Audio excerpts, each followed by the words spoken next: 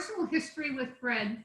But before I start that, I think in my life there's been 3 stages of bread baking, and why I have hit on what I think is my favorite stage right now, and the particular bread I'm going to share with you today and how to make it.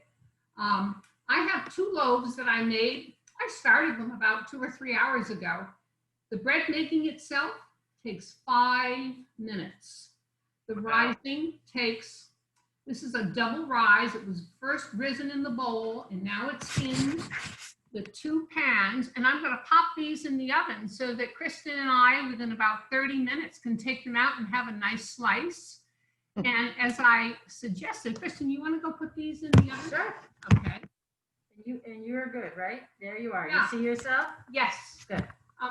One of the things in having gone to the library, to one of Judy's great programs and teaching bread or having it here, is it's nice to be able to taste the product. And since we can't because we are remote, I'm making 6 loaves in all, so I can show you the stages of the bread baking. That's the final stage, going in the oven.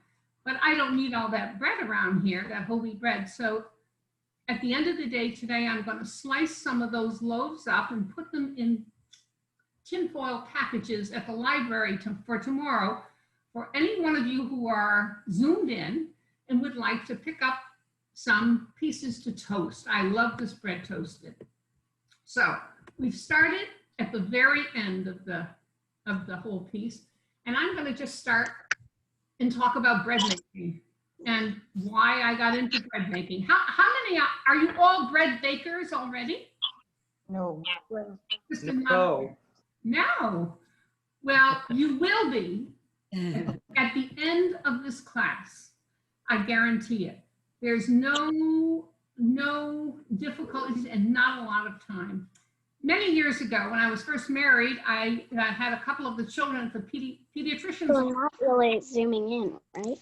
Oh my goodness! Who's zooming in? Is that my granddaughter? Sorry, Grandma. We'll mute ourselves. I didn't know we weren't on mute. Oh, okay. Well, welcome, Maggie. That's Maggie, who's just turns. Yes, Maggie's 6, and she's on. Wow. So anyway, Maggie, I'm making bread for my friends, as we do for the family. And 50 years ago, I started making bread because a magazine called Today's Health had a recipe for how to make baguettes. And I had a young family, and I thought, I can make bread. If anybody can make it, well, what's to using yeast and flour? Plus, for me, for those first maybe 15 years in a large family, it was, I didn't realize what an economizer making your own bread was. Bread could always be served with cocktails, with cheese. It was my then bread, which was a pizza dough or a baguette dough. I used it for pizza, for French toast, and through the years, it was wonderful. And then we bought, about 20 years later, Block Island. And here we would come out, my husband and I, on the weekends. And I had a wonderful builder who was here during the week. We were back home working. And on the weekends, I would bring him a couple of the baguettes that I made regularly at home. And he said to me, you know, you should join the farmer's market. I said, I'm not a farmer.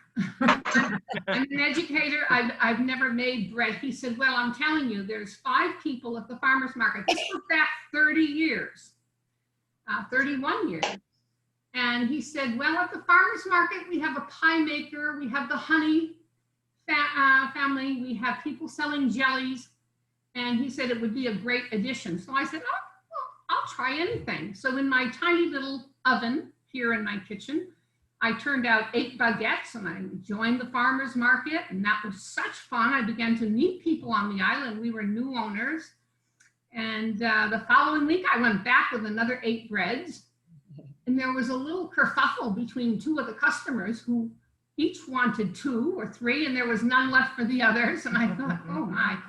So the following week, in my tiny little oven in the wall, I made 12, because I will only bake breads for the market then, or at any time that I could cook just before going, and I brought 12 breads. Well, I had an even bigger problem. Breads were all sold. And I decided I was going to hang up my hat after 4 weeks of being a vendor at the farmer's market.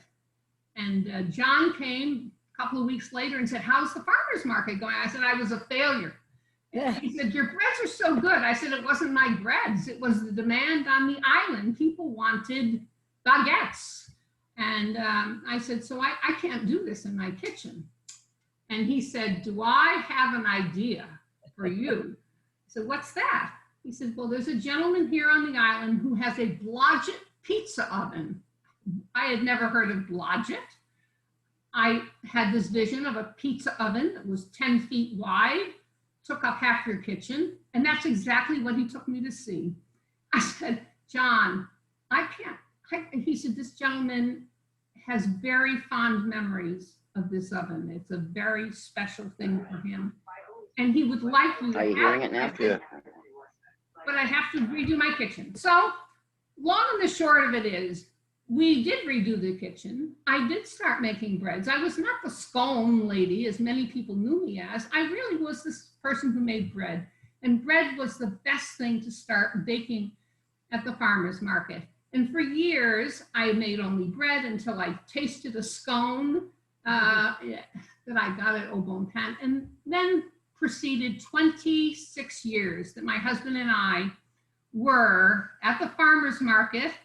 And it was exhausting because we were both working. We'd come out on our weekends, but we were both in education. So we did have our summers here. I loved every minute of it. But when I decided it was time to hang up the apron, the one thing I didn't want to stop making was bread, because my customers who I'd become closest friends with were those who waited for my whole wheat bread or my baguettes. But in the meantime, bread itself changed. There was a big change in how breads were made in this country. It was probably Jim Lacey, who owned the Sullivan Street Bakery in New York City, down in the Village, who became famous overnight. It was the most hits the New York Times has ever had, and still continues to have, for the Sullivan Street Bakery breads of Jim Lacey's. And so, of course, I immediately got into that. But it was a kind of bread that, the way it was described by Jim and how he did it, I didn't know whether I could. This was just for personal need. But bread itself in Europe is made not in 3 hours. It's made in 18 hours. The best breads baked are those that have proofed and sat for a long time. And so I learned a whole different way of making baguettes, making all kinds of dough, and dough that was so different than the baguettes of early on that we get now. If we go to Stop and Shop, we get a couple of baguettes and take them home with us. The new bread, the European style, has very hard crust and has a flavor that comes from very little yeast. It used to be, my original breads, I would use the equivalent of 2 packages of yeast. I never use those little packages because I use so much yeast, but 2 tablespoons of bread, 2 loaves. Now, the bread that we are going to make here today has far less yeast, but the bread that I began to make at the farmer's market was minimal yeast. And the earlier I would start it, if the market was on Saturday, I would begin making up my dough on Thursday. In fact, I even went, Kimberly asked me for the recipe, and I went to Kimberly's and trained Patty on how to make this bread in my big tubs. But your timing is very critical. And if Patty had so much going on at Kimberly's, and they did it for a year, because when you got those lovely dishes of mussels at Kimberly's, Kimberly wanted a real crusty bread. So that goes back. But let's move forward. I finally got out of the farmer's market, continued to make bread, both whole wheat and the baguettes with very little yeast. And I'm not going to talk about the baguette bread, but I am going to give you what I think is the best website for making bread. All you do is Google for the baguettes. Is either the Jim Lacey, the Sullivan Street Bakery, but he made it in a very complex fashion. If you Google no knead, that was the key thing with that bread. Not only less yeast, but there was no kneading involved. No knead bread. There are at least 100 hits that you can pull up. Oh, wow. And yeah, and that's for the breads that I bring to many of you to your houses when we get together for a drink, or that I serve here at home. But today I'm going to jump forward to a bread that I have been looking to make for years. And that was, I love the idea of no knead breads, of breads that you don't have to be around your kitchen for hours, of a bread that is as healthy as any bread could ever be, a bread that makes toast that's out of this world. And that was a no knead. I saw it online. I thought, I can't believe this. Let me see, let me try it. And I'll give you, I will give you the link for it, but it only has 5 ingredients. And I'm telling you now, I think after this next 15, 20 minutes, you will realize you can make it without even going to the article. The article is in a magazine called Vegan Plus or something like that, but it's just, again, we'll just start. The bread has only 5 ingredients, and that is water, stone ground wheat flour, and I happen to like this particular bread flour. Many of you probably buy products at Jabla that are Bob Red Mill products. He has all kinds of healthy grains, etc. Mm-hmm. Now, I went into the BIG to see if they carry any of the Bob's Mills. It's a little more expensive than regular whole wheat flour, but I think it makes a huge difference. And he did at the BIG. They were carrying 1 bag, and I have not had the opportunity, but I'm going to ask if maybe, since they have the 5-pound bag of white flour, I'm going to ask if they might carry this. 1 bag of this flour will make, let me see, will make 9 loaves of bread. So if you really like the bread and you want to make your own bread all winter long, it's really worth the investment. I stopped yesterday at Stop and Shop to see if maybe they carried this flour. I know Whole Foods does, etc. They didn't, but they did have King Arthur, 100% whole wheat flour. And I'd probably be willing to try that, but this is the one that I think makes the difference. So why this bread? I never expected it would come out the way it did. After we left the farmer's market, where I was making breads with lots of flaxseed in it and millet and other grains, my customers loved the bread. It was very dense, and it wasn't the greatest for sandwiches or anything. So once I stepped away from the farmer's market, I found a great bread that perhaps many of you have bought and continue to, and that was called Dave's Killer Bread. It has lots and lots of seeds and grain in it. And so for years, that was our go-to breakfast, was a piece of that. It was a high fiber bread. And so one day I had some that was left aside. It was like 2 or 3 weeks after, and I went to take it out of the package to make it. And Tom said, well, that's going to be stale. I said, well, honey, it's not stale. It feels like it was just made. He said, yeah, read the ingredients. I'm sure 15 of the ingredients are preservatives. And it was. So many breads that you buy off the shelf have a lot of preservative in it. And so, but I said, it has all the grains and it has that heft that you really want in a piece of toast. So I thought, I'm going to try this particular recipe. And the recipe, all that's involved is the 5 ingredients. I'm going to make it right now in front of us. I just put 2 loaves that I made 3 hours ago in the oven. They'll be ready in 30 minutes. You will see if I can not say anything for 3 minutes, that is how much time this bread takes to make. So I'm going to ask Kristen. Really? 3 minutes? 3 minutes. As long as we have what they call mise en place, I guess it's when everything is lined up. The first thing is 2 cups of warm water. That's me. Yeah, I want that to dry, so let me just do that. Okay. Can you smell that bread? Yeah, so I'm in, I'm in the kitchen here and the bread is already baking. It's delicious. We're gonna have some fun making this, but I know everybody is all over the place, but my dad just joined, so hi, Dad. Oh, great.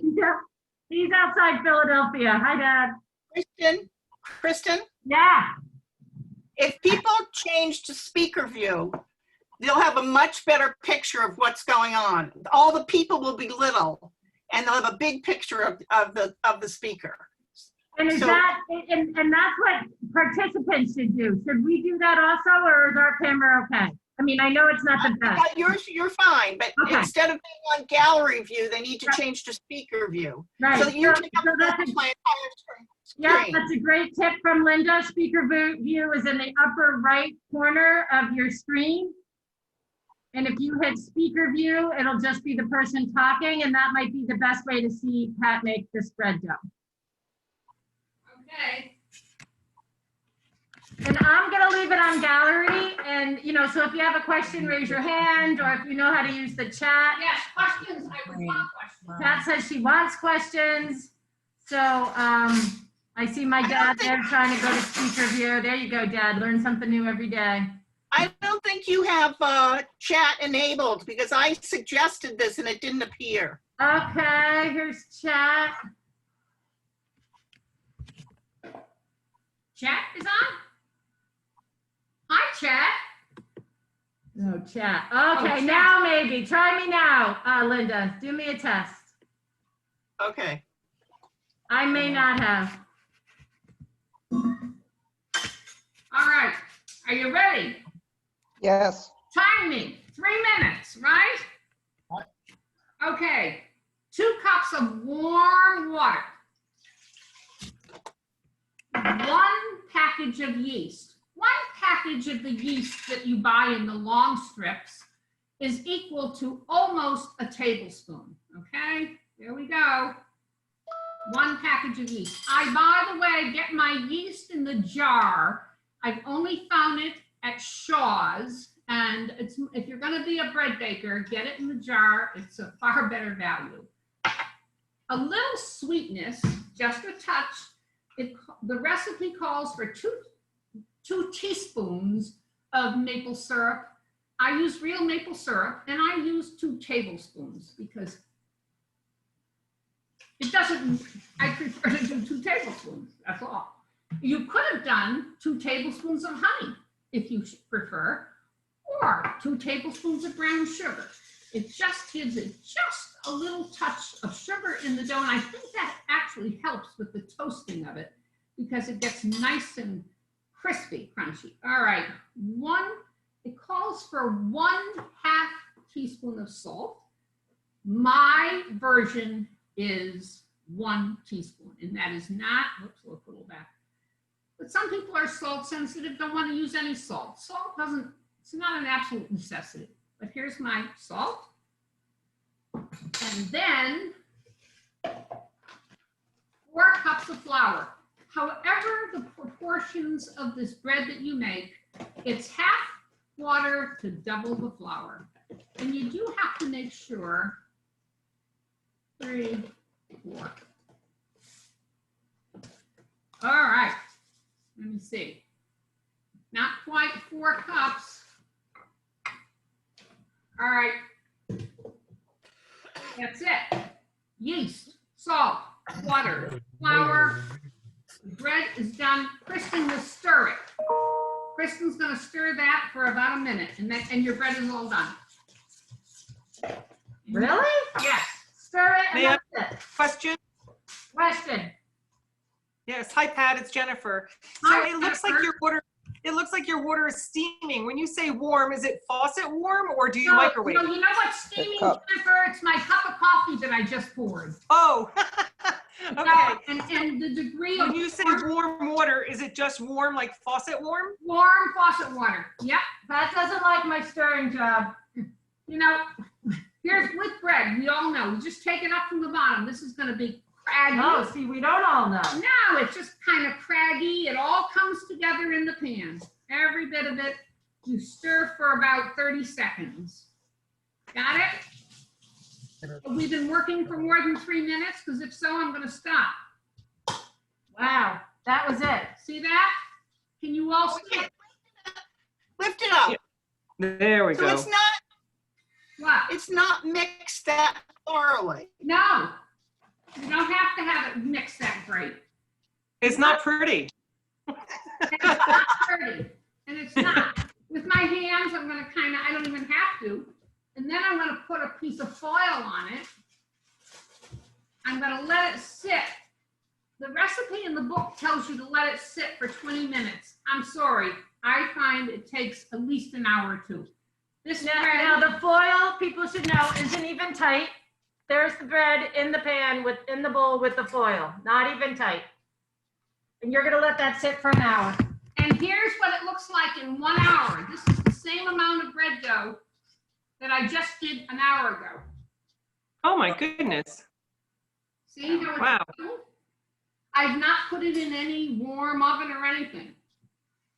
And you know, the reason I like to have a bread class with my friends with me, because you can see and you can smell and you can have a sense of how it grows.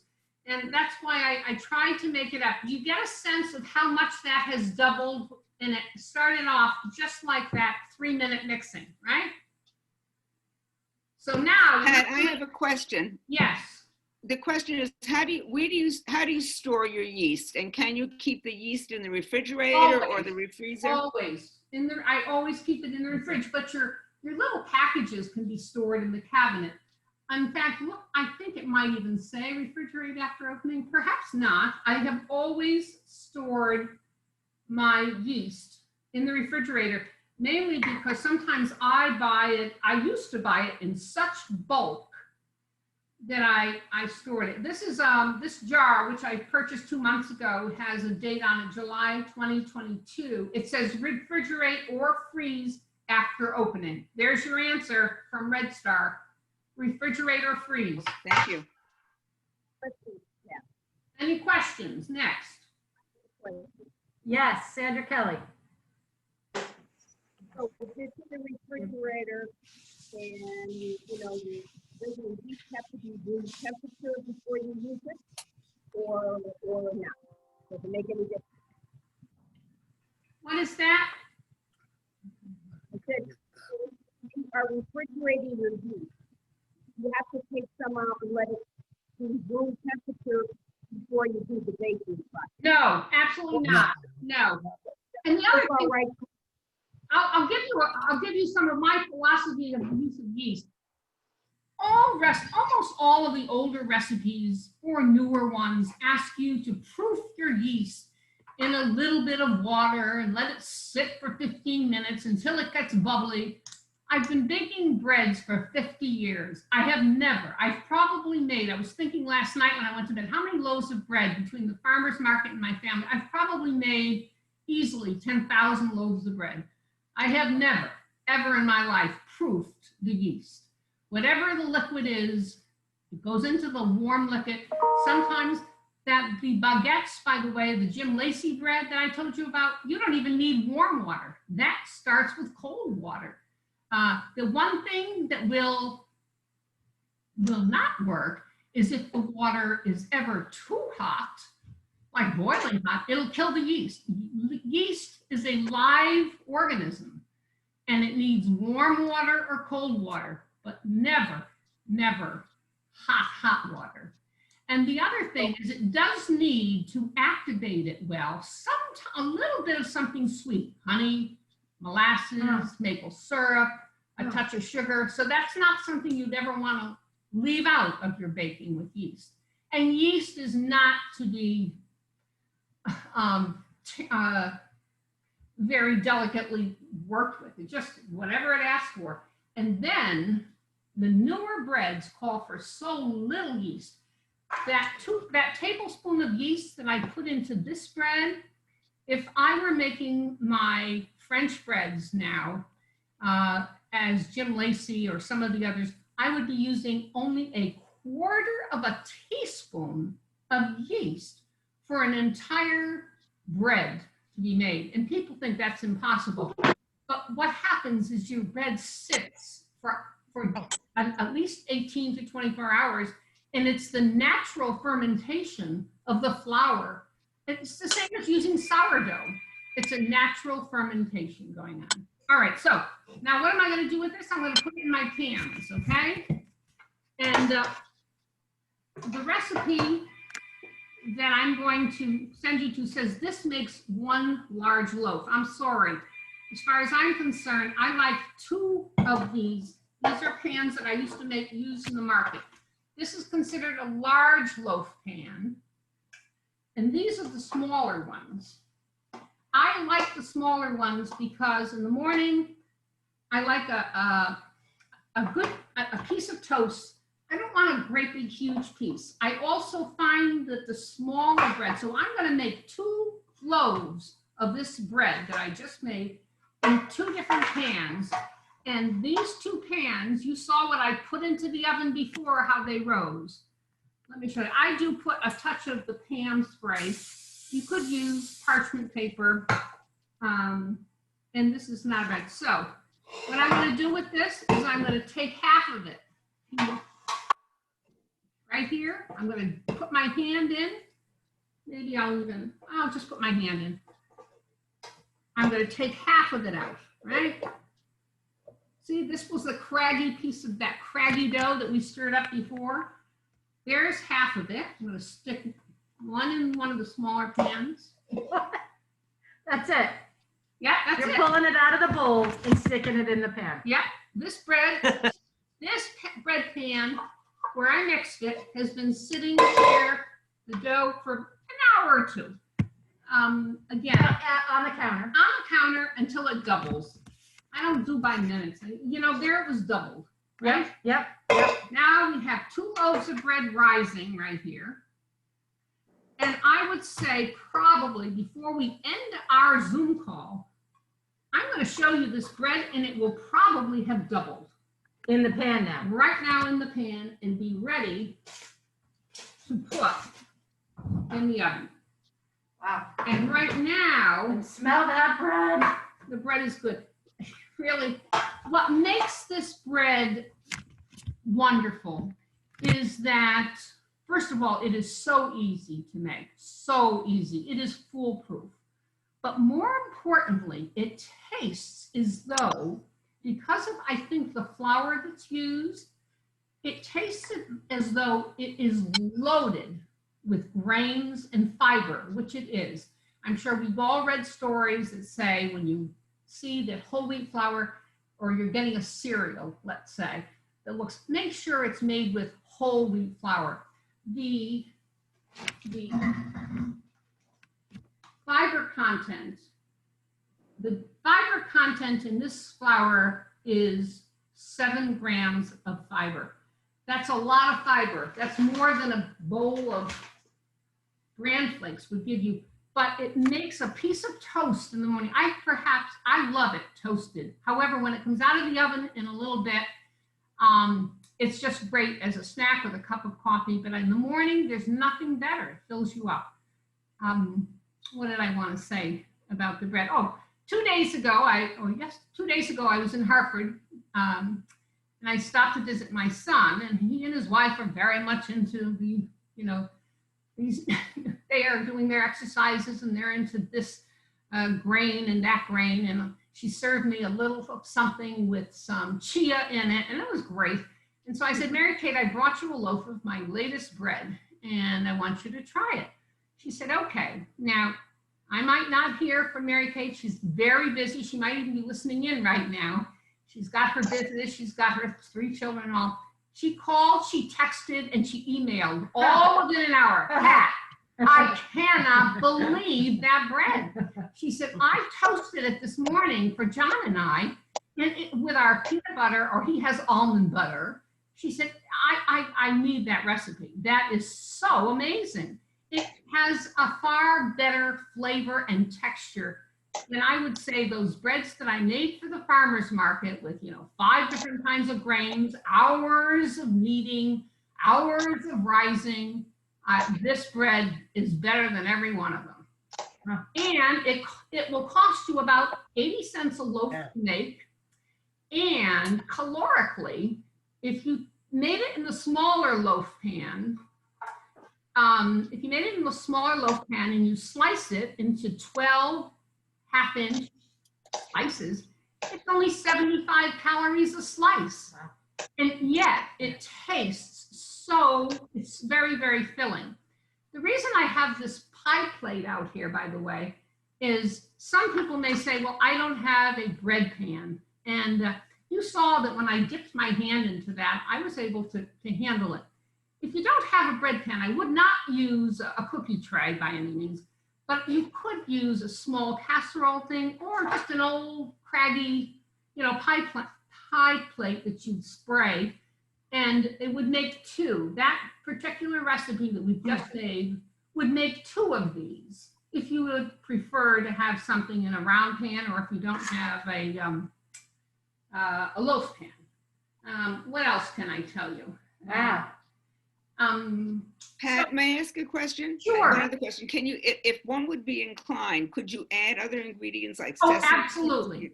Absolutely. I wouldn't put too much of it in. I used to bake all of my breads with a lot of bulgur and the flaxseed, and I found that they weren't,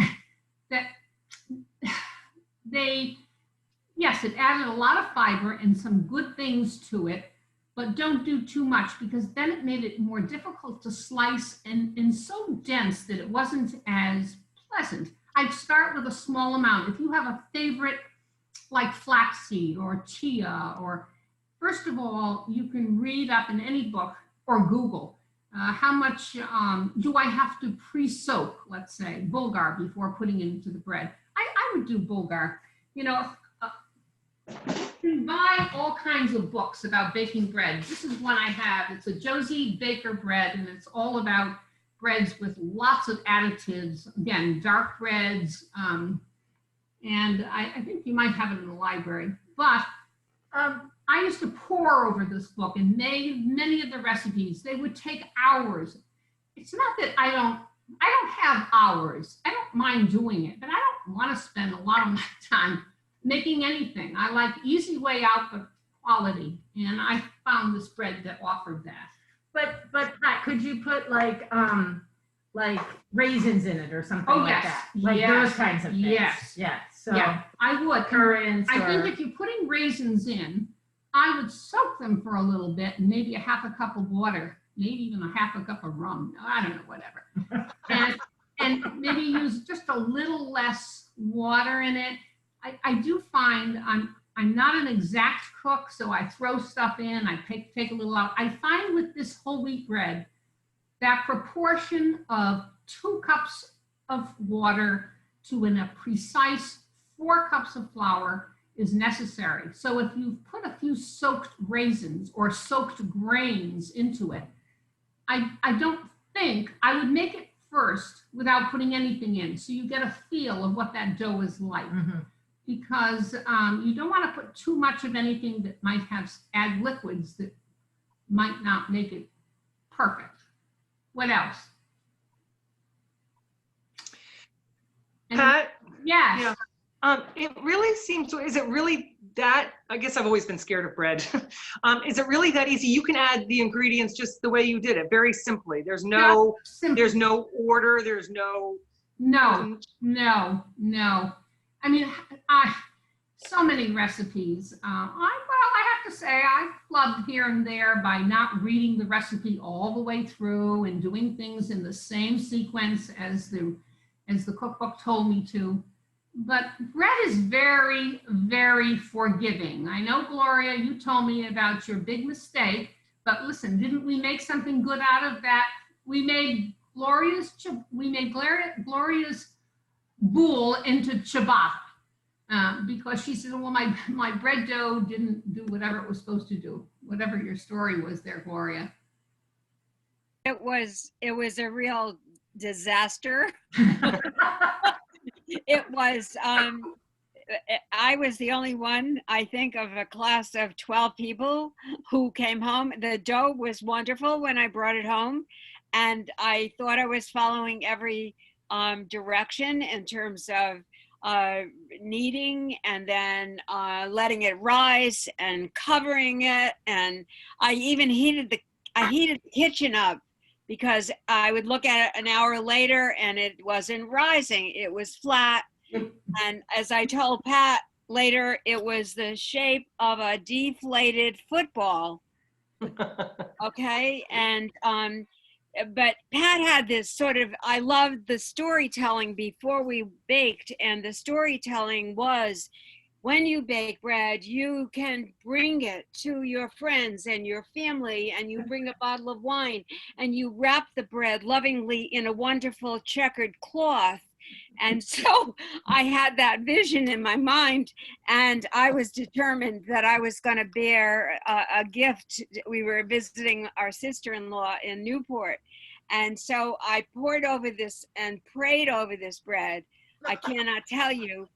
And I brought it, but it never got beyond the deflated. I baked it, and it never got beyond the deflated football look. And those of you who know, I told the story was when the Jews left, the Israelites left Egypt during the Exodus, the story we tell at Passover, there was not enough time for the bread to rise. And so we have matzah. We can thank them for matzah.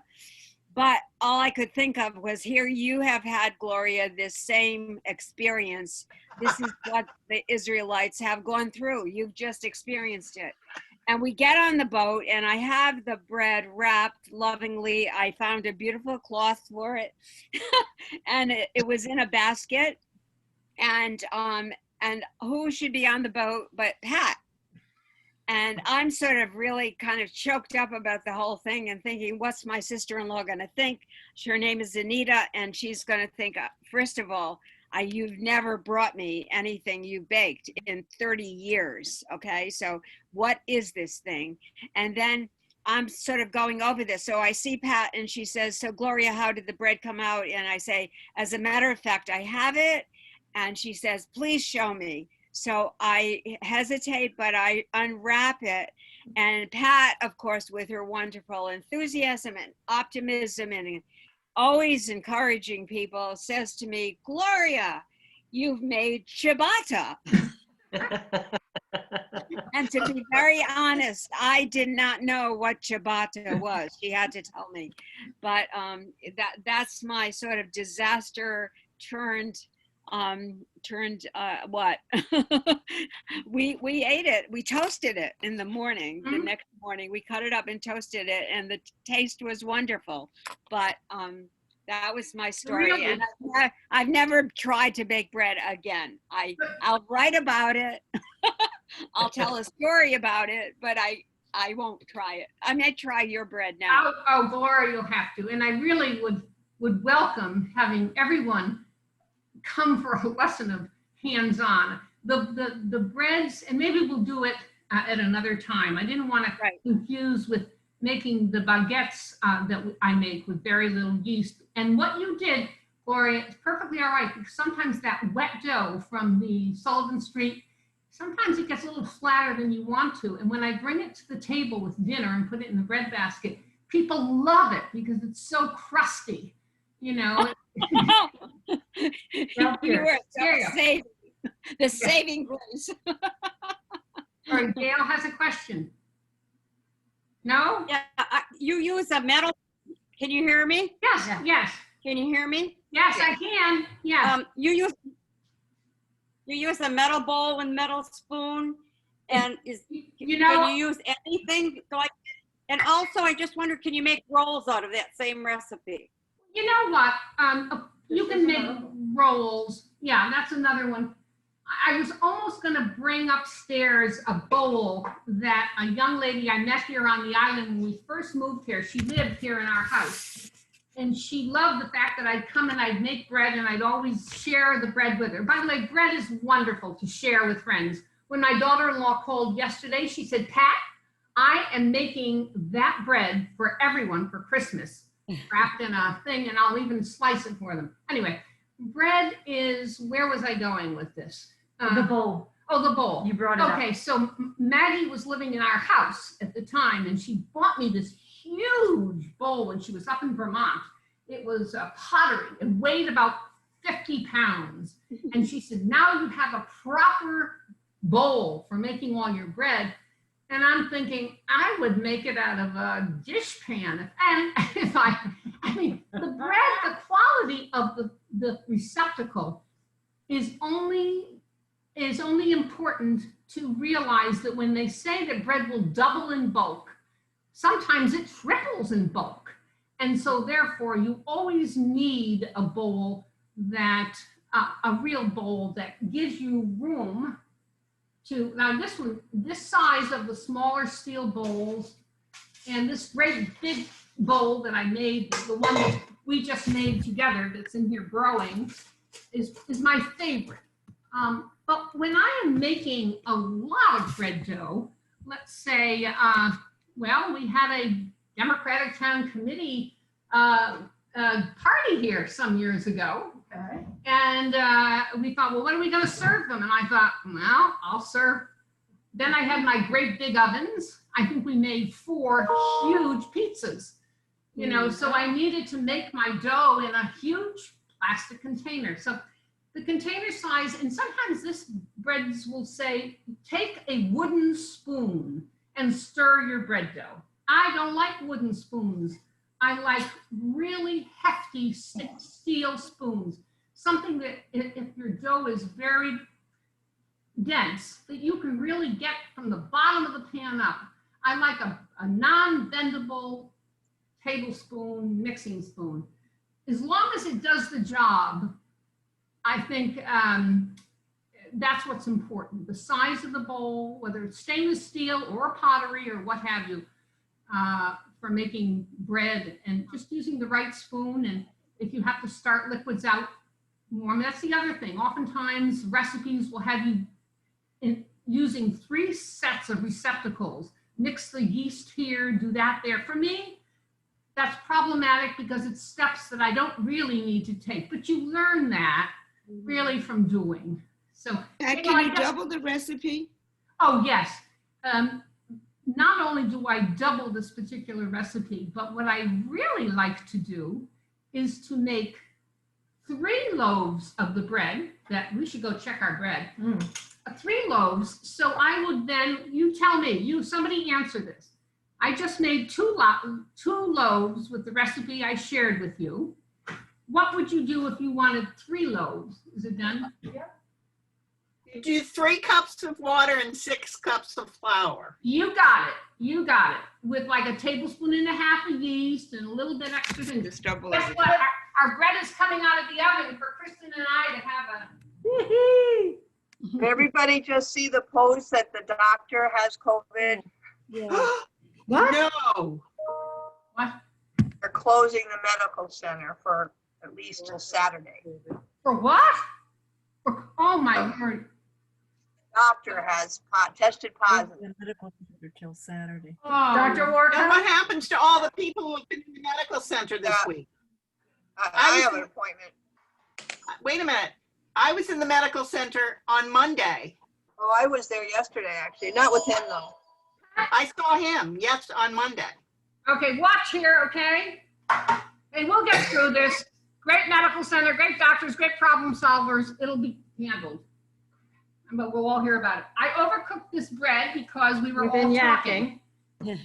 See this? It just dumps out like this, right? Really crusty. I didn't mean for it to be that crusty. It'll be delicious. And I did it at 425. So, Oh, to cancel my appointment.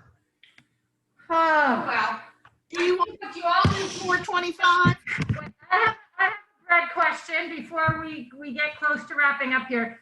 I know you always talk about pizza dough with this. yes, not you. I don't make pizza With this bread this recipe. bread recipe. Got it. Thank you. That was my question. I have a couple of questions, Pat. Yes. So the last thing you did was you put the dough in the loaf pans. Did it rise again, or did you put it in the oven? Where are those? Here are the two that I put in bread pans, about 20 minutes ago? Correct. See them? Look. So yes, they rise again. Okay. And then how long do you bake them? You said 425. Well, you know what? That was my error. When you bake French breads, the white breads, the boules, you use a much higher temperature, 425. I made the mistake of putting it up to 425. This whole wheat bread needs 375. Okay. How long? About 25 to 30 minutes. How do you know when it's done if you made smaller ones versus bigger ones? Okay, I'll show you right now. Let me go get one of the loaves and here it is. It's a little dark. Watch. You can hear it's hollow, right? Bread that sounds hollow is done. Can you hear it? Yeah, but you're not doing that if it's in the pan. Like, how do you know? Well, I knew this was done, believe me. But you do that in the pan. I can do that in the pan. You would crack open the oven and do that in the pan. Okay, just Yeah. bang it like 25. The smaller, a big loaf would be more like 30 minutes. Yeah, 30 minutes. And you know, at different times I've made it lighter rather than darker. That really is much darker than usual. This one I'll probably, I just lowered the temperature to 375. And the breads that I put in these pans when we started this conversation are almost at a point, they're almost doubled already. I'm rather amazed at how quickly the one package of yeast or the 1 tablespoon works on this heavier flour, because stone ground wheat flour is heavy. When you get if you do pick up your little packages of bread, you'll see it makes a delightful toast. Mary Kate wrote me and said, right after you left, John and I decided we needed a snack. So I spread our avocado on the bread, and she said, I've never had a better appetizer for dinner. This bread makes a great vehicle, the whole wheat, for, let's say, light sandwiches at lunchtime, avocado or tuna or, whatever. Pat, I have another question. Yes. If I decide right now, after this little Zoom is over, that I want to make bread, and the only bread I have in the house right now is white bread, Yes. but white, or I have whole wheat. You Can mean I make flour. this? Can I use this recipe or not? Janet, and well, first of all, when I make breads with white flour, I typically only use unbleached, and it does not have to be King Arthur. I've always bought King Arthur, but because I used to get it in bulk for the farmer's market. Yeah. So the recipe, if you go online, and I'm going to tell you now how to get to it, but it still takes hours because you're using so little yeast. If you want that bread with the flour you now have for this evening, no, you need more rising time for the bread you're making. I'm assuming you're going to make a baguette. I've never made white bread for slicing, never. I've only made baguettes and boules for like dinner parties or just I do slice it, but not for sandwiches.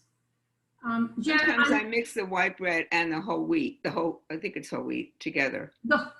Absolutely, you can. And oftentimes you'll find bread recipes for whole wheat bread that ask you to use half white and half whole wheat. And I didn't like doing that.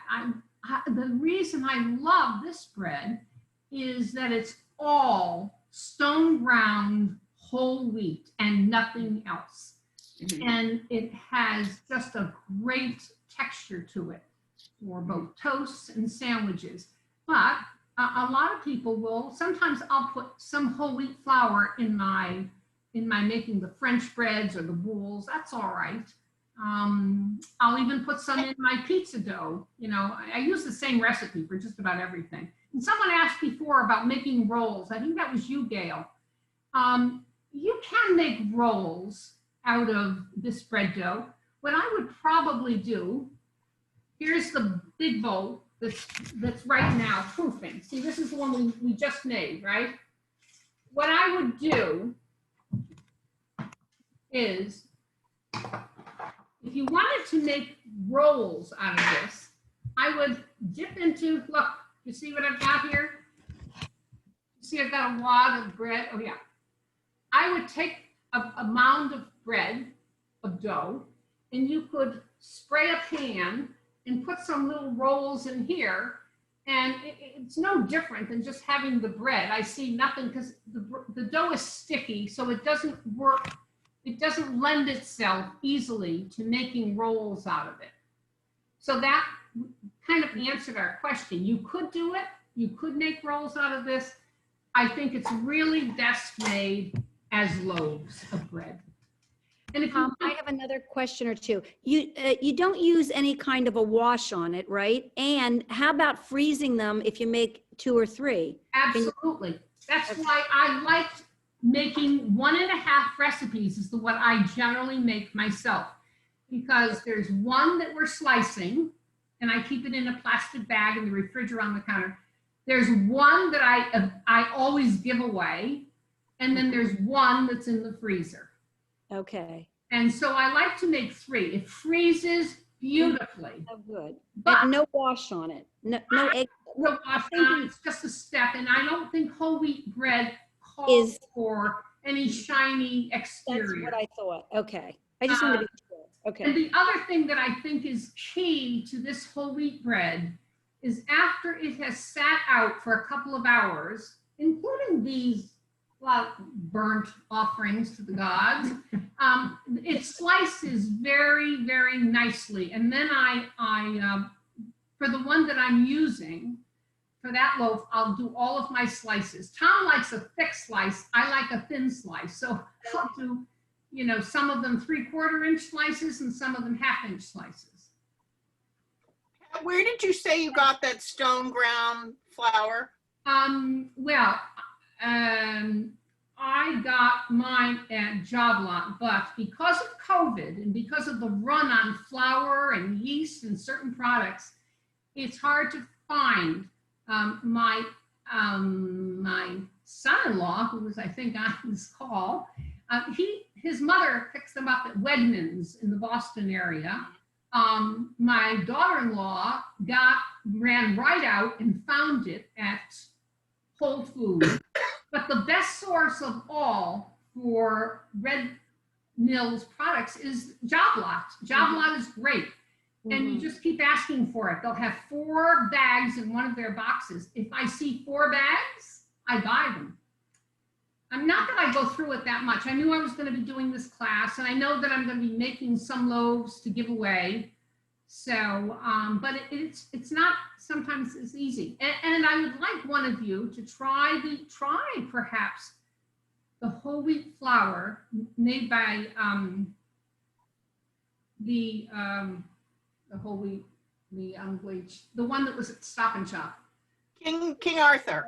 King Arthur, I'm sorry, King Arthur from Stop and Shop. I read the ingredients. It doesn't say stone ground, and I don't know whether that is what makes a difference with this bread. This bread, when you bite into it and you chew it, has the sense that there's a number of grains in it. And I'm not so sure if it wasn't stone ground, whether it would have that same quality that I happen to like. Pat, I've seen on my Facebook feed recently, mention of a flour that's fairly expensive, that's sold online, that's European, that's stone ground European flours. And I wonder if you've seen that ad. I haven't, but I honestly feel any product that Bob's Mills bread has, they have a number of different flours, would be as good. Perhaps the European, you know, with the more primitive way of grinding, maybe the grind would be a bit, if I were in Ireland and there was a bag of that, I'd probably buy it and bring it home and try making the bread. This bread is foolproof. It's not too dense, and I would be worried about buying something that was too dense and really not as enjoyable to eat.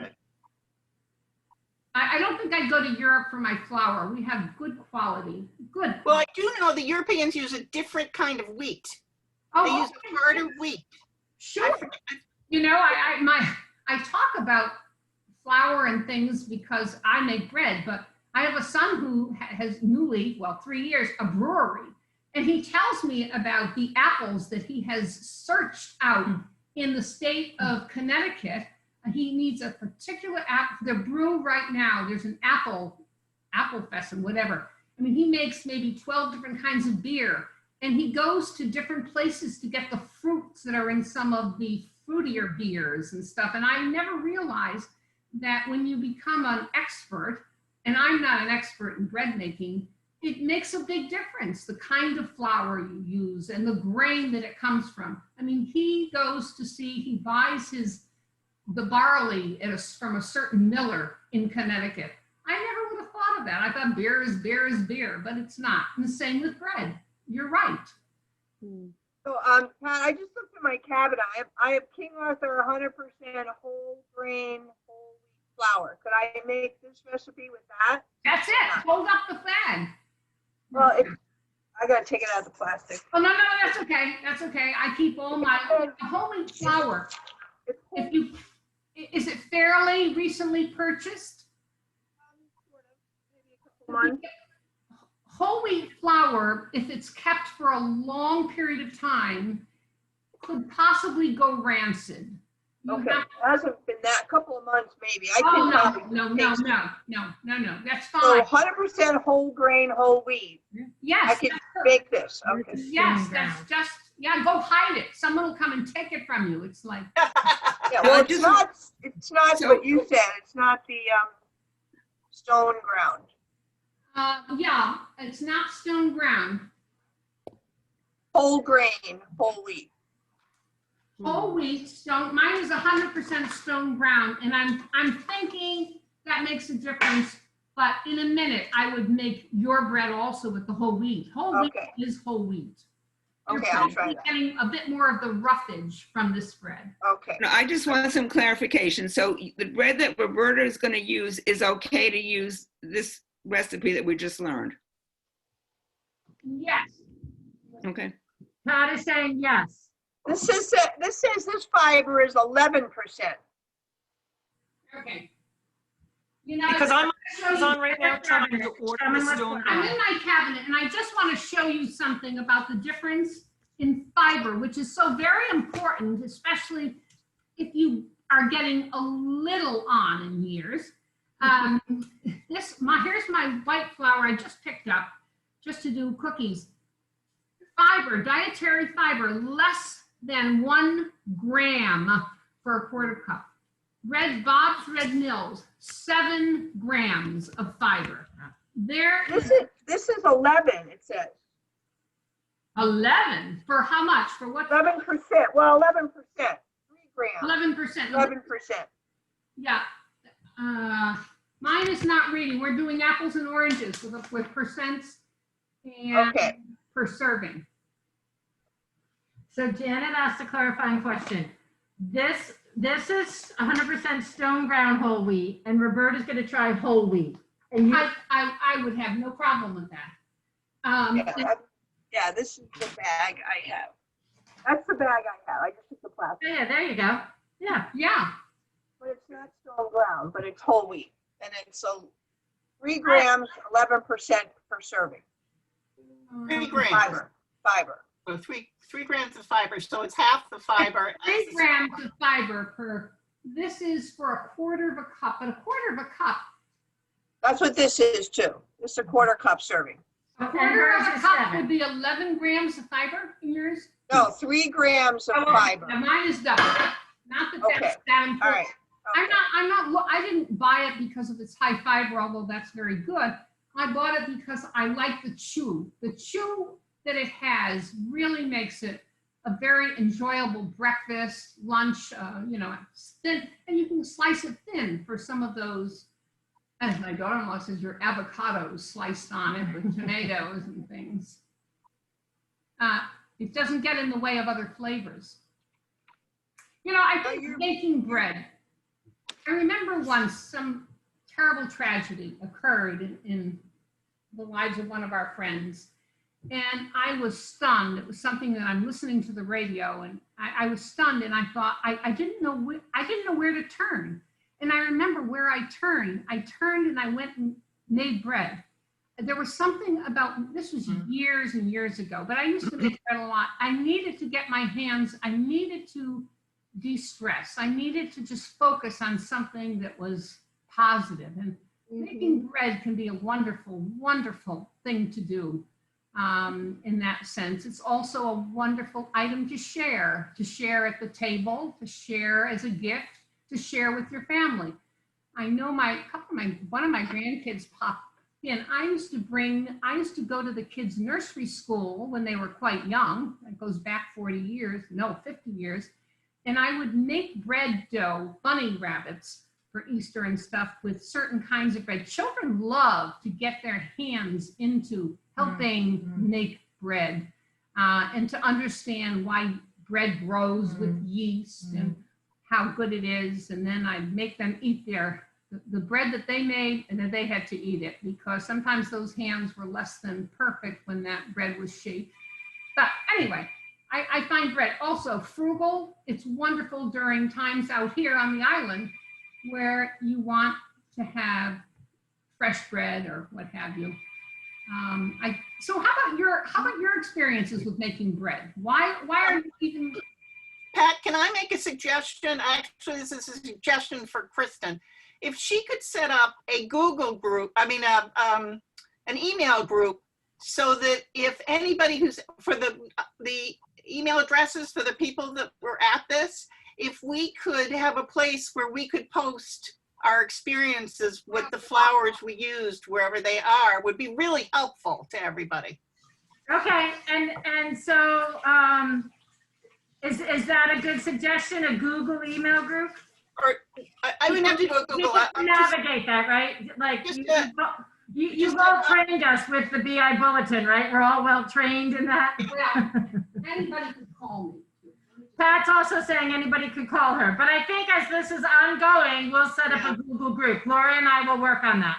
Now, let me just I'm going to give you a couple of websites I'm going to give you the specific one that the whole wheat bread came from. It's in a, let me see.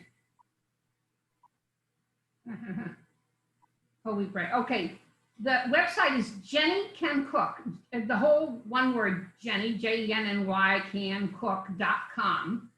Wait a minute, say that slower. Jenny. Slower, please. Yep, Jenny, Jenny, cancook.com. Let's see if I can. And this is, by the way, the Jenny Can Cook one is the no knead boules and baguettes, all right? And the reason I happen to like her website is that it doesn't take hours and hours to make that bread. It's based on the Jim Lacey Sullivan Street Bakery bread with little yeast, but a very hot oven, and it's a very crusty baguette. So that was probably the one I liked the best, not the old one, but the whole wheat bread that we just made is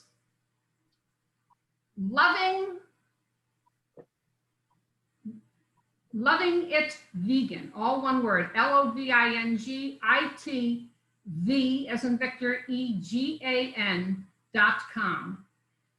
And it is at that website, and it's called Easy No Fail Whole Wheat Bread.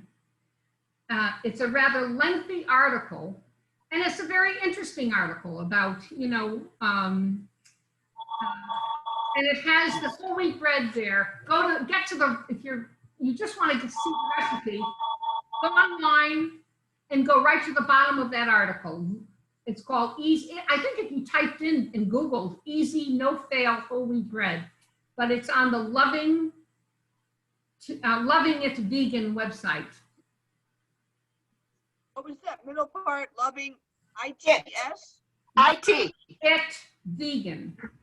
LOVINGITVEGAN.com. It's a long article, interesting, but at the very end is where you get the recipe.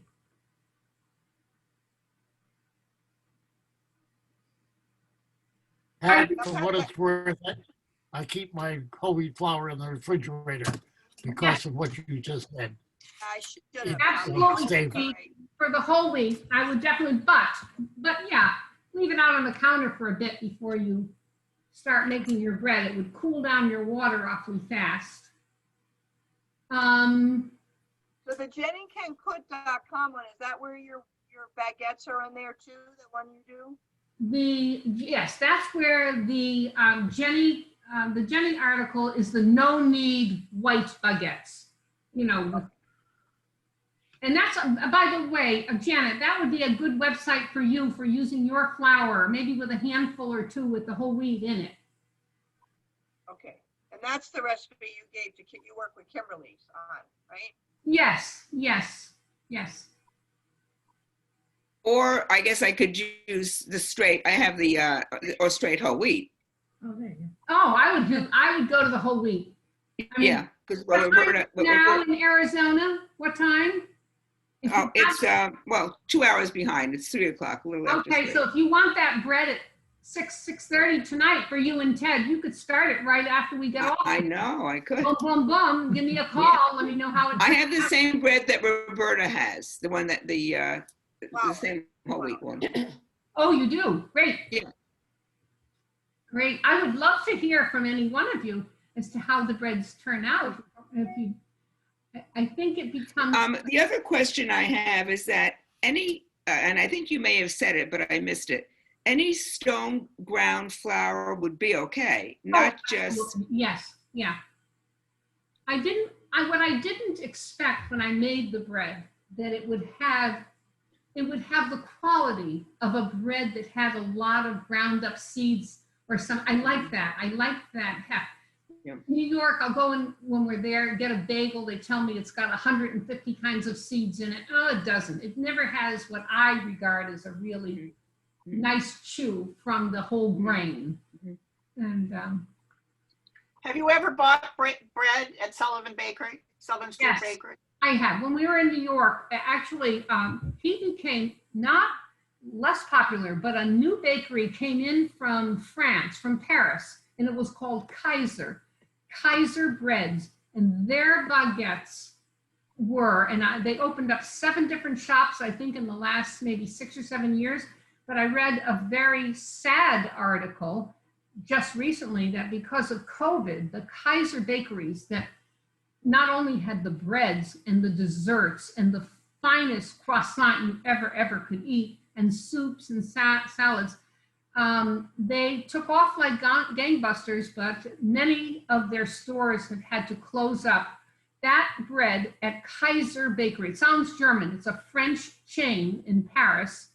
It was better than Jim Lacey's Sullivan Street Bakery bread. It had the hard crust and was very, very European tasting. So if you get into New York and Kaiser, K-A-I-S-E-R, and you see them it's a fabulous place to stop and have a very high quality lunch for a very low price.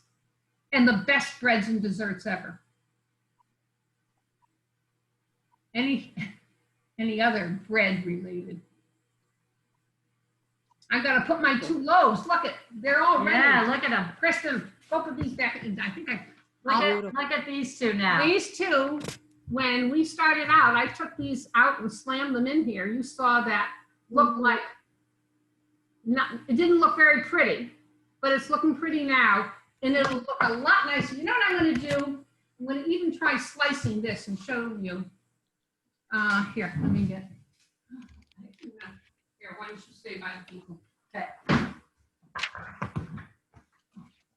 So Pat's gonna slice a piece of bread, and then I think we're gonna sign off. Well, when you're ready, we have, but I just wanted to say I'm so thankful to work with the Senior Advisory Committee. It's always a pleasure for me to work with Gloria and with all of the committee. It's been really fun for me to get to know them. And of course, it's awesome that I'm in Pat's kitchen having a piece of bread.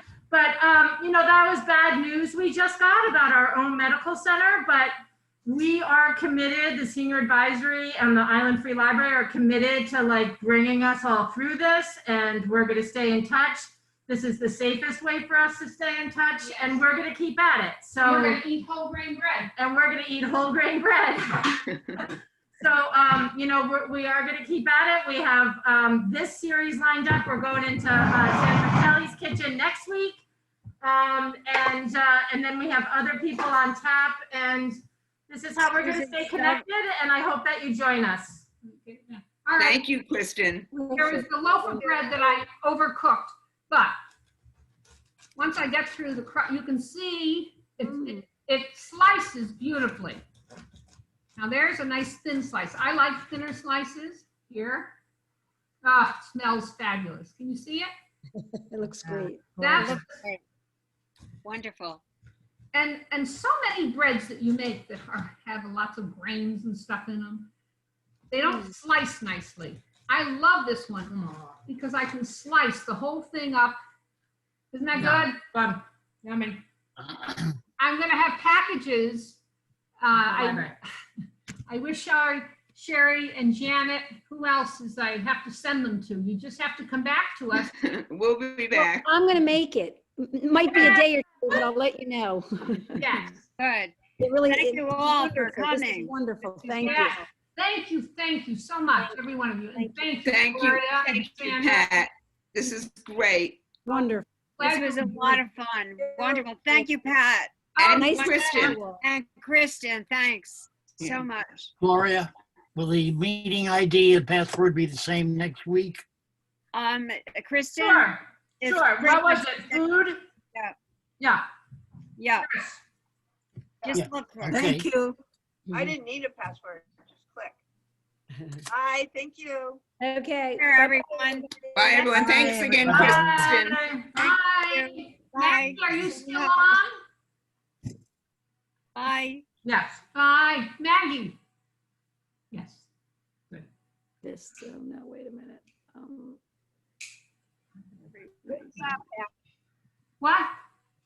Good We're job. eating. We're having bread. We're breaking bread with coffee, and then we'll go to wine. It's great. Oh, there's Maggie. Where's Maggie? Maggie, come back on. Oh, Come wait, see wait. Grandma. Bye-bye. Hi, guys. Okay. Hello. Oh, that's Maggie's Nana. Hi, Nana. So I'm going to leave Hi, and go Maggie. back to, Okay. Westside. Nice to See see you, you. Gloria. yeah, take care. Good to be with you all. This was wonderful. Yeah, loved it. Hey, Mag. Hi, sweetie. Are you with Nana? Look at the masks. Hi. Hello. Let's see if we can unmute her.